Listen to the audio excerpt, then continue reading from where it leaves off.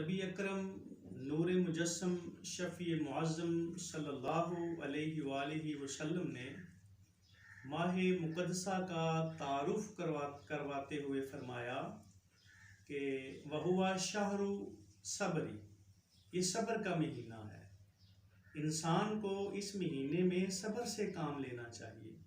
صبر کوئی معمولی چیز نہیں، بلکہ وَالصَّبْرُ ثوابُهُ الْجَنَّةُ، صبر کا ثواب صرف اور صرف جنت ہے۔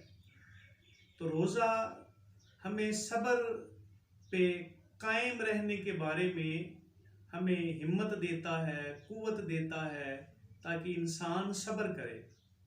اور پھر اللہ رب العالمین نے بھی فرما دیا ان اللہ مع الصابرین، کہ خالق حقیقی صبر کرنے والوں کے ساتھ ہے۔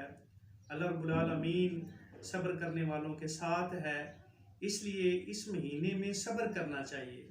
اور روزہ بالخصوص ہمیں صبر میں سخت ہونے کے بارے میں ہمیں قوت دیتا ہے، تاکہ انسان ہر کام صبر سے لے۔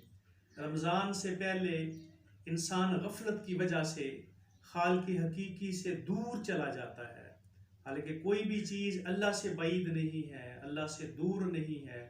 اور پھر اس ماہ مقدسہ میں صبر کر کے، روزہ رکھ کے، عبادت کر کے انسان کو احساس پیدا ہوتا ہے۔